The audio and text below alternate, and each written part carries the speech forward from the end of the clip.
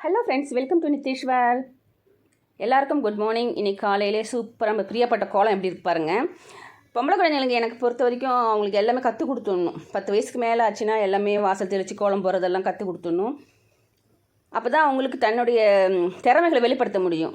அதாவது இப்போ கோலங்கிறது சும்மாவே கிடையாது, அது நம்மளுடைய ரசனையை வெளிப்படுத்தும். அதனால் அதை எப்படியாவது நம்ம குழந்தைங்களுக்கு சின்ன சின்ன ஸ்டார் போட சொல்கிறது, அப்புறம் பூ போட சொல்கிறது எல்லாம் கற்றுக் கொடுத்துடணும். இப்போ காலையில் எப்பயும் போல் பால் வச்சிட்டேன் அவங்க அப்பா காப்பி போட. இது தோசைக்குள்ள மாவு. இது அரிசி, பச்சரிசி 2 பங்கு, புழுங்கல் அரிசி 1, அதில் கொஞ்சம் 1/4 பங்கு உளுந்து, ஒரு 2 ஸ்பூன் வெந்தயம், எல்லாத்தையும் ஒன்றா போட்டு ஊற வச்சு அரைச்சி எடுத்து வச்சிட்டேன். இது நல்லா ஃப்ளஃபியாக சூப்பராக சாஃப்டாக வரும் தோசை. வெந்தய தோசைன்னு கூட சொல்லலாம், இதை பன் தோசை சொல்லலாம். அவ்வளோ சூப்பராக வரும். அதை ரெடி பண்ணியாச்சு. காலையில் அதுதான் தோசை. அதுக்கப்புறம் எங்களுக்கு வெயிட் லாஸ்க்காக அந்த சுருள் பட்டை, இதுதான் வெயிட் லாஸ்க்கு ரொம்ப நல்லது. சுருள் பட்டை, அதுக்கப்புறம் கருஞ்சீரகம், கொஞ்சம் ஜீரகம் நல்லா ஒரு குளிர்ச்சி தரும், வயிற்றில் கசடெல்லாம் எடுத்துரும். இது தினமுமே நம்ம குடிக்கலாம். இது கருப்பட்டி, சுக்கு, அந்த வெல்லம், கருப்பட்டி சுக்கு வெல்லமா என்னமோ சொல்லுவாங்க. இது அரை கிலோ 250 ரூபா சொல்லி வாங்கிட்டு வந்தார். இந்த ட்ரெயினில் கூட விற்கும். இதெல்லாம் சும்மாவே வெறனையே சாப்பிட்லாம், நல்லாயிருக்கும், டேஸ்ட்டாக இருக்கும். சரி, அதை டீக்கு போட வச்சுக்கலான்ட்டு. ஜீரகம் 1 ஸ்பூன்னா நம்ம கருஞ்சீரகத்தை சும்மா ஒரு 2 பிஞ்சு போட்டால் போதும், நிறையா போடக்கூடாது. வெயிட் லாஸ்க்கு ரொம்ப நல்லது, ஆனால் அந்த ஹீட் அதிகமாகிடும் உடம்பு. அது குளிர்ச்சியாக்க தான் ஜீரகம் பேலன்ஸ்டாக இருக்கும். இந்த பட்டை நம்ம மெட்டபாலிசத்தை அதிகப்படுத்தி அந்த கெட்ட கொலஸ்ட்ராலாம் கரைக்கிறதுக்கு தான் பட்டை. நம்ம பிரியாணி சாப்பிட்டே சில பேர் வெயிட் லாஸ் பண்ணணும்னு சொல்லுவாங்க. அதுக்கு காரணம் இந்த மாதிரி மசாலா ஐட்டம் நிறைய போடுறது தான். பால் பொங்குன்னு வெயிட் பண்ணிகிட்டே இருந்தேன். ஜஸ்ட் இப்படி திரும்பி பார்க்கறதுக்குள்ளே அது வேலையை காமிச்சிடுச்சு. இது மாதிரி தான் எல்லார் வீட்லேயும் நடக்குன்னு நினைக்கிறேன். ஒரு சில பேர் வீட்டில் நம்ம அசந்து போகிற நேரத்தில் அது பொங்கிடும்.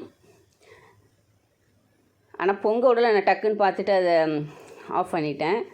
அது பொங்கிடுறத விட அது க்ளீன் பண்ணுறது தான் பெரிய வேலையாக இருக்கும். எனக்கு பொங்கிடுச்சுன்னா அடுப்பை க்ளீன் பண்ணுறது பெரிய வேலையாக இருக்கும். நல்லா இப்படி தண்ணி நல்லா கொதிக்கணும், அதில் உள்ள எசன்ஸ் எல்லாம் இறங்கணும்.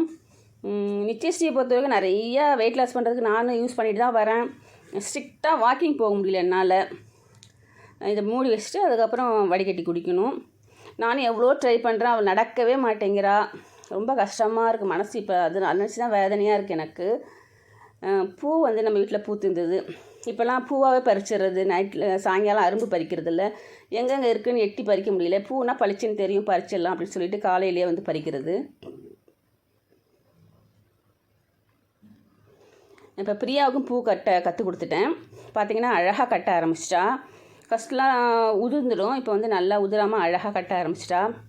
இந்த மாதிரி சின்ன சின்ன வேலைகளை அவங்கள செய்ய பழக்கிட்டாக்கா நமக்கு ஒரு தன்னம்பிக்கை வரும். சரி, குழந்தைங்க நல்லா ஃப்யூச்சரில் எந்த பயம் இல்லாமல் இருப்பாங்க அப்படிங்கிற மாதிரி நமக்கு ஒரு தைரியம் வரும். அதனால் அவளுக்கு அதை கற்றுக் கொடுத்துட்டேன். இன்றைக்கி ஹேர் பேக் போட்டு விடலான்னு சொல்லிட்டு செம்பருத்தி இலை, அப்புறம் கருவேப்பிலை 2யும் நல்லா அரைச்சி பிரியாவுக்கும் எனக்கும் தேய்ச்சிக்கலான்ட்டு. நித்யா ஸ்கூல் போயிட்டா, அதனால் நாங்கள் 2 பேரும் தேய்ச்சிக்கலாம் அப்படின்ட்டு முதல் நாளே சாதம் வடித்து வச்சிட்டேன். இந்த மாதிரி தான் இருக்கும் கஞ்சி. சிலது திக்காக இருக்கும், எங்களது இந்த மாதிரி இருந்தது. எப்படி இருந்தாலும் ஓகே, இது பரவாயில்ல தான். இது முதல் நாள் வடித்த கஞ்சி. அப்போ நிறைய பேர் டவுட்ஸ் கேட்குறீங்க, சாதத்தில் உப்பு போட்ட கஞ்சி யூஸ் பண்ணலாமான்னு. நிச்சயமாக அப்படி யூஸ் பண்ணவே கூடாது, முடி உதிர ஆரம்பிச்சிடும் உப்பு இருந்ததுன்னா. அதனால் நம்ம நிச்சயம் வெள்ளி செவ்வாய் தலை குளிப்போம், அந்த மாதிரி டைமில் உப்பு போடாமல் சாதம் வடித்து அதை யூஸ் பண்ணிக்கலாம். இப்போ இந்த மாதிரி நைஸாக அரைச்சாச்சு. நல்லா நைஸாக அரைக்கணும். இது கூட கத்தாழை கூட வச்சுக்கலாம், நான் கத்தாழை வைக்கல. ஆனால் கத்தாழை வச்சுக்கிட்டால் இன்னும் நல்லா குளிர்ச்சியாக இருக்கும் தலை. இப்போ சம்மர் ஸ்டார்ட் ஆனதுனால உச்சமண்டை நல்லா எல்லாருக்குமே ஹீட்டாக தான் இருக்கும். அதே மாதிரி நிறைய தூசு படிஞ்சு தலையில் ஒரு மாதிரி பிசுப்பு இருக்கும். அப்போ இதெல்லாம் தடவி குளிக்கும்போது நல்லா ஷைனிங்காக இருக்கும் முடி. குளிச்சுட்டு உடனே அப்படியே என்ன சொல்கிறது, ஒரு மாதிரி பலன்னுலாம் சொல்லுவாங்க, நல்லா காயணும். காஞ்சதுக்கப்புறம் அதெல்லாம் உதிர்ந்ததுக்கப்புறம் தான் நம்ம முடி சூப்பராக நல்லா அழகாக வளரும். நீங்கள் இதை ட்ரை பண்ணி பாருங்கள். வாரத்துக்கு ஒரு 2 தடவை அட்லீஸ்ட் உங்களுக்கு முடியலன்னா 1 தடவையாவது யூஸ் பண்ணி பாருங்கள். குழந்தைங்களுக்கு இதை போட்டு விடுங்க, பயமே வேண்டாம். அது முடி உதிர்ந்துருமோன்னு பயப்படாதீங்க. இதெல்லாம் நான் அந்த காலத்துலேருந்தே நான் யூஸ் பண்ணிட்டு தான் வந்தேன். எனக்கு யூஸ் பண்ணேன், அப்புறம் பசங்களுக்கும் அதை தான் யூஸ் பண்ணிட்டு வரேன். அதனால் எந்த டவுட்ஸும் வேண்டாம். நீங்கள் இந்த செம்பருத்தி இலையை யூஸ் பண்ணுங்கள். முடி உதிரவே உதிராது. இப்போ வந்து நம்ம வந்து கொஞ்சம் சோம்பேறித்தனம் படாமல் இதெல்லாம் செய்யணும். அட்லீஸ்ட் லீவ் நாளில் வீட்டில் இருக்கும்போதாவது அவங்களுக்கு செஞ்சு விடலாம். பார்த்திங்கன்னா குளிச்சுட்டு வந்துட்டா எவ்வளோ அழகாக இருக்கு பாருங்கள். இந்த குட்டி குட்டியாக இருக்கிறதெல்லாம் வந்து தலை வந்து காஞ்சதுக்கப்புறம் தட்டி விட்டால் எல்லாம் உதிர்ந்துடும். அது இருக்கேன்னுலாம் கவலைப்பட வேணாம், எல்லாமே வந்துடும். சீப்பு வச்சு வாரினாலும் வந்துடும். அதனால் அதை பற்றி கவலைப்படாதீங்க, அதெல்லாம் வந்துடும். நல்லா எவ்வளோ அழகாக இருக்குது பாருங்கள். நான் ஏற்கனவே நிறைய முடி வெட்டி விட்டேன், அப்படி இருந்து நல்லா அழகாக வளருது. இதுக்கெல்லாம் காரணம் நம்ம வீட்டில் நம்ம குழந்தைங்களுக்கு பராமரிக்கணும். முடியை வந்து அவ்வளோ சாதாரணமாகலாம் ஹேண்டில் பண்ண முடியாது. தலைமுடி சிலருக்கு ஜீன்லலாம் நல்லா வளரும், ஆனால் சிலருக்கு வந்து நம்ம பராமரித்தா மட்டும்தான் நல்லா வளரும். இப்போ நல்லா உதறி விட்டால் பாதி வந்துடும், காஞ்சதுக்கப்புறம் ஃபுல்லாகவே வந்துடும். அதனால் இதை நீங்கள் ட்ரை பண்ணி பாருங்கள். அதுமாதிரி ஹோம்மேட் ஹேர் ஆயில் போட்டிருக்கேன், என்னோடய சேனலில் இருக்குது பாருங்கள், அதையும் யூஸ் பண்ணுங்கள். இது ரெண்டுமே நம்ம செய்யும்போது நம்மளுடைய குழந்தைங்களுக்கு முடி பிரச்சனையே இருக்காது. ஃப்யூச்சரில் அவங்களுக்கு நல்லா அழகாக அடர்த்தியாக நீளமான கூந்தல் அழகிங்களாக இருப்பாங்க. அதனால் இது ரொம்ப சிம்பிளான ரெமடி தான், நீங்கள் இதை ஃபாலோ பண்ணுங்கள்.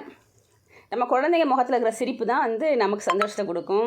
இப்போ எல்லாருமே ஹேர் பால்னு கண்ட ஆயில் வாங்கி தடவிக்கிட்டு இருக்கோம். இந்த வீடியோ உங்களுக்கு பிடிச்சிருக்குன்னு நினைக்கிறேன். Thank you for watching.